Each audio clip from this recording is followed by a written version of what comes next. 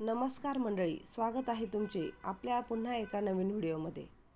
हिंदू धर्मात देवांचे देव महादेव म्हणजेच शिवशंकरांना प्रसन्न करण्यासाठी अनेक व्रतवैकल्ये केली जातात.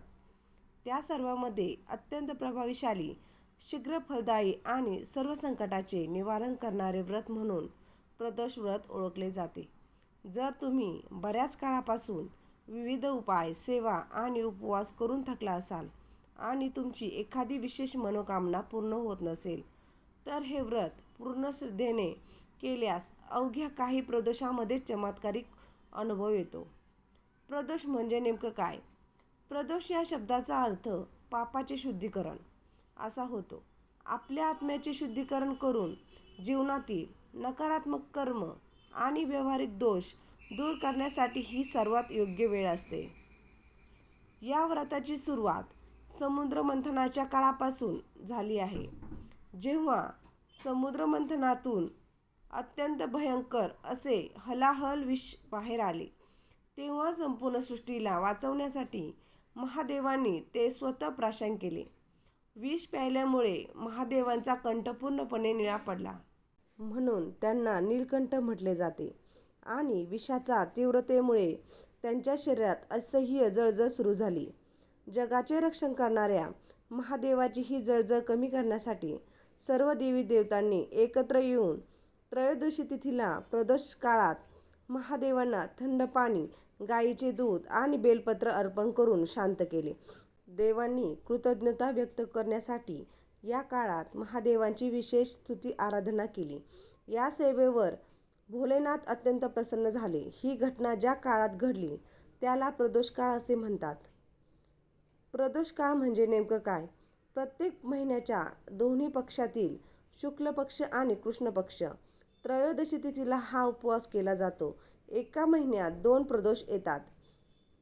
या व्रताची मुख्य पूजा प्रदोष काळात करणे अनिवार्य आहे.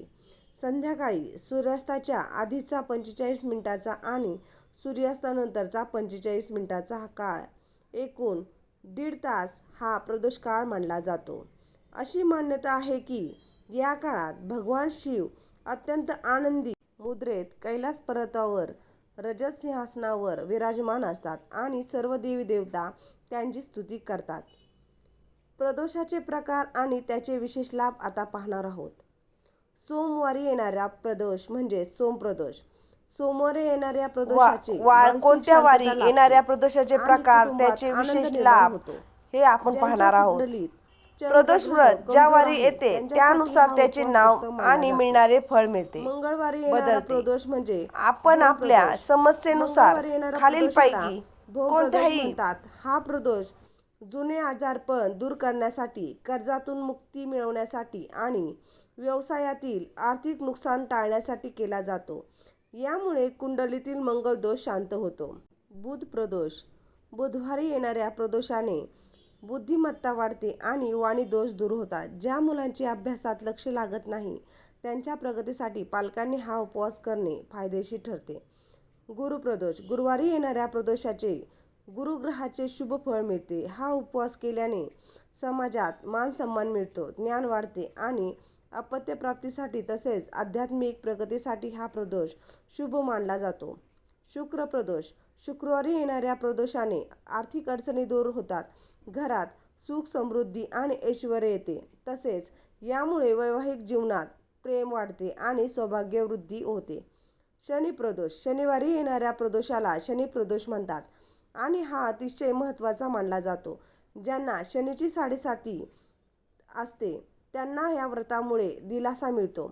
नोकरी, व्यवसायातील मोठे अडथळे दूर करण्यासाठी हा प्रदोष करतात. रवी प्रदोष. रविवारी येणाऱ्या प्रदोषामुळे उत्तम आरोग्य आणि दीर्घायुष्य लाभते. यामुळे समाजात कीर्ती आणि नावलौकिक होते. जर सरकारी कामात अडचणी येत असतील तर रवी प्रदोषाचे व्रत केल्याने त्या दूर होतात.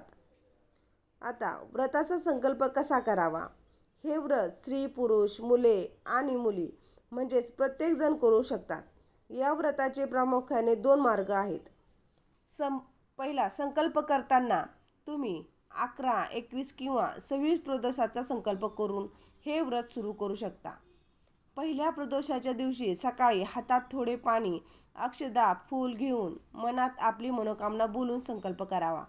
संकल्प करताना फक्त पहिल्याच दिवशी करायचा असतो, प्रत्येक प्रदोषाला नाही. अनेक भाविक कोणत्याही संख्यात्मक संकल्पाशिवाय आयुष्यभरासाठी प्रत्येक महिन्याचे दोन्ही प्रदोष भक्तिभावाने करतात. जर तुम्हाला फक्त सोम प्रदोष किंवा शनी प्रदोष करायचा असेल तर जेव्हा प्रदोष फक्त सोमवारी आणि शनिवारी येईल तेव्हाच त्याच दिवशी हा उपवास करावा. बाकी दिवसाचे नेहमी प्रदोष धरण्याची गरज नसते. पण जर 11, 21 किंवा 26 सरळ प्रदोषाचा संकल्प असेल तर वारी येणारा कोणताही प्रदोष आला तरी तो सलग करावा. उपवासाचे वेगवेगळे प्रकार. हे व्रत प्रत्येकाच्या इच्छाशक्तीनुसार, शारीरिक क्षमतेनुसार 3 पद्धतीत असते. पहिली पद्धत म्हणजे 24 तास निर्जला किंवा पूर्ण उपवास करून दुसऱ्या दिवशी चतुर्थीला सकाळी उपवास सोडणे. दुसरी पद्धत म्हणजे दिवसभर फक्त पाणी आणि पातळ पदार्थ घेणे आणि संध्याकाळच्या पूजेनंतर देवाला दाखवलेला प्रसाद खाऊन राहणे. तिसरी पद्धत म्हणजे दिवसा उपवासाची फळे खाणे आणि संध्याकाळची पूजा संपन्न झाल्यावर रात्री सात्विक अन्न घेणे. उपवासाचे कडक नियम. तर उपवासामध्ये मीठ फक्त एकदाच, तेही संध्याकाळी मुख्य पूजा झाल्यानंतर उपवास सोडताना खाल्ले जाते. दिवसभर मिठाचे पदार्थ खाऊ नयेत. आहारामध्ये दिवसभरात तुम्ही दूध, चहा, कॉफी, फळे किंवा ज्यूस घेऊ शकता. महादेवांच्या कोणत्याही उपवासाला किंवा प्रदोषाला भगर म्हणजेच वरई खाल्ली जात नाही. हा नियम विशेष लक्षात ठेवावा. सात्विकता, ब्रह्मचर्य. व्रताच्या दिवशी पूर्ण ब्रह्मचर्याचे पालन करावे.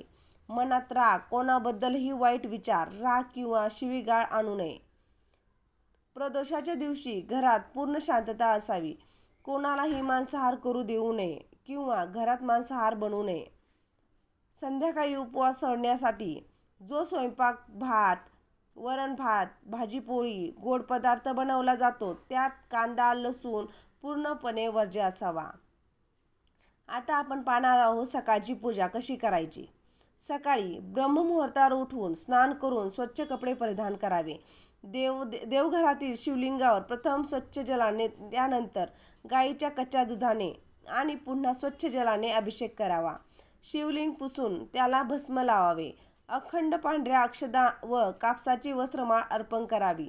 किमान एक बेलपत्र महादेवांना लावून गोडाचा किंवा फळाचा नैवेद्य दाखवावा. तसेच संध्याकाळची प्रदोष काळातील पूजा. संध्याकाळी प्रदोष काळात शक्यतो पांढरे वस्त्र परिधान करावे. तुम्ही ही पूजा जवळच्या शिवमंदिरात जाऊन करू शकता किंवा घरच्या घरी चौरंग मांडून ही पूजा करू शकता. चौरंगावर पांढरे वस्त्र अंथरावे. सर्वप्रथम शुद्ध तुपाचा दिवा लावून पूजन करावे. त्यानंतर 2 विड्याच्या पानावर अक्षता ठेवून त्यावर सुपारी ठेवून गणपती बाप्पाचे स्वरूप म्हणून पूजन करावे किंवा मूर्ती असल्यास तिचा अभिषेक करून पूजा करावी. मागे शिव-पार्वतीचा एकत्रित फोटो ठेवावा आणि समोर देवघरातील शिवलिंग पात्रात ठेवावे. अभिषेक कसा करावा तर ओम नमः शिवाय किंवा महामृत्युंजय मंत्राचा जप करत शिवलिंगावर पंचामृत अभिषेक करावा. त्यानंतर गंगाजल किंवा शुद्ध पाण्याने अभिषेक करून शिवलिंग चौरंगावर स्थापित करावे. महादेवांना अतिशय प्रिय असलेले भस्म लावावे. पांढरी फुले, कापसाची वस्त्रमाळ आणि बेलपत्र अर्पण करावे. बेलपत्र वाहताना त्याचे गुळगुळीत अंग शिवलिंगाला स्पर्श करेल अशा पद्धतीने ओम नमः शिवाय म्हणत अर्पण करावे. प्रदोषाच्या दिवशी नंदी बैलाचीही पूजा आवर्जून करावी. काही विशेष उपाय सांगणार आहे. तर शिवलिंगाला गाईचे दूध अर्पण केल्याने घरातील कलह शांत होतात. शिवलिंगावर मदर्पण केल्याने नोकरी आणि व्यवसायातील अडचणी कायमच्या दूर होतात.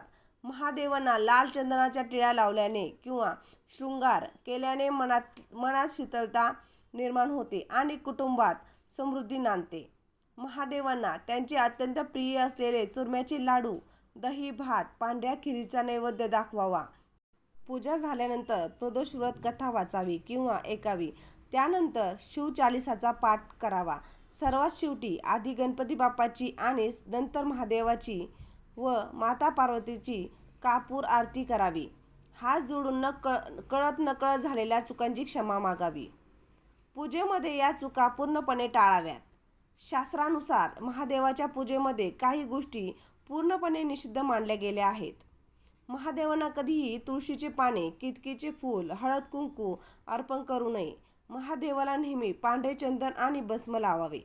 भगवान शंकराचा अभिषेक कधीही शंखाने करू नये. नेहमी तांब्या किंवा शृंगीचा वापर करावा. व्रताच्या दिवशी नखे, केस कापू नयेत आणि पुरुषांनी दाढी करू नये. आता आपण पाहणार आहोत उद्यापन विधी.